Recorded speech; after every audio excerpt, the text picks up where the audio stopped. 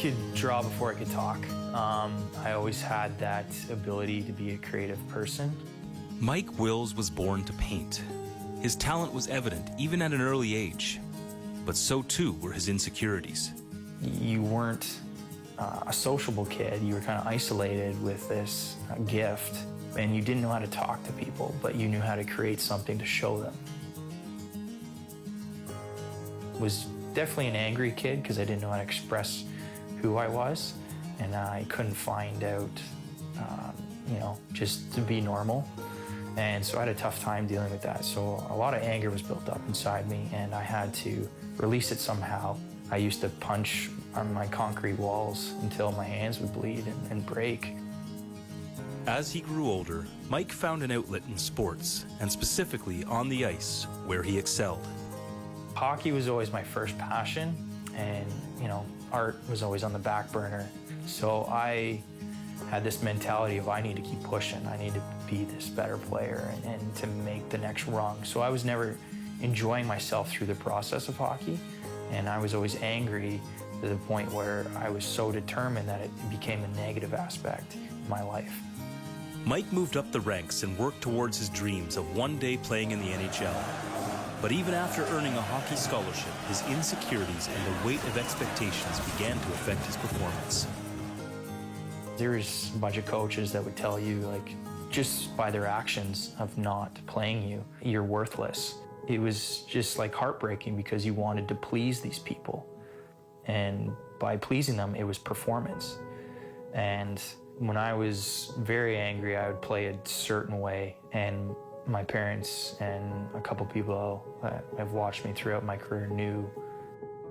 Already consumed by uncontrollable anger, a series of tragic events put Mike on the brink. I lost my roommate. He got hit by a car. And then I lost a friend with ALS. And then I lost a buddy that I always trained with. He electrocuted himself.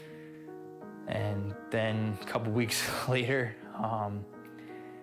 Walter, one of my best friends, he was cliff jumping back in Canada, and the wind blew him back on the rocks.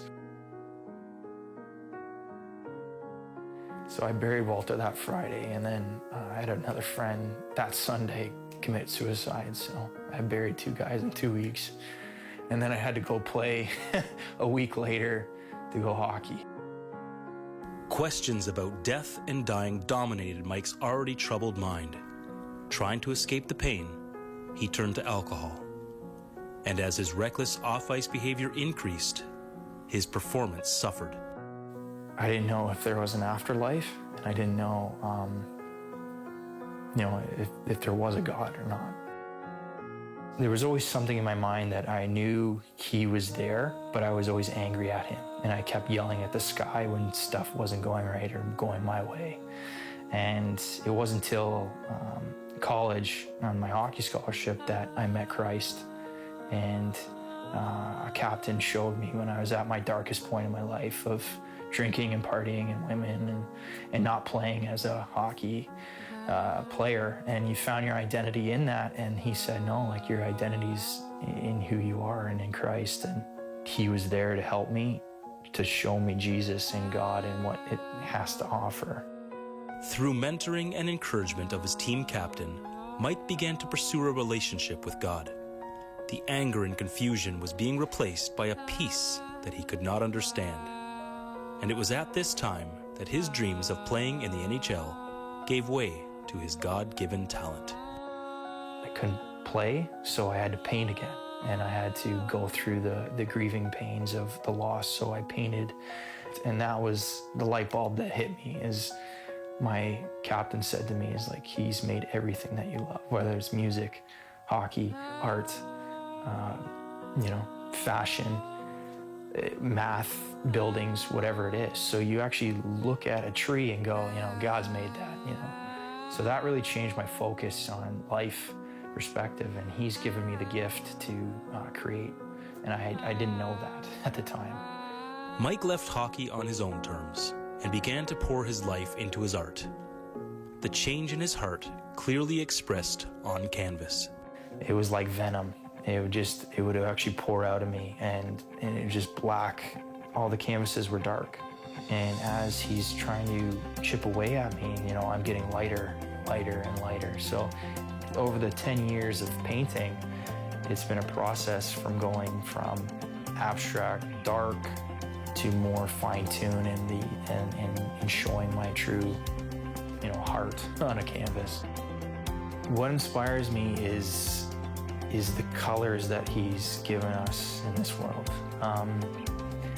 You get to see it every day in a sunset. He makes a new sunset every day and a new sunrise. Like, you know, it's pretty amazing to bask in his greatness sometimes, even when you don't agree with him, because he's made everything that you love. Today, Mike is using his God-given talent as a professional artist living in Toronto. He paints with a freedom and joy that he never knew, but is now grateful to have. I realize he can take something like a wretch like me, literally take me out of the hole, like the pit, and bring me out and save me. And forever grateful for that.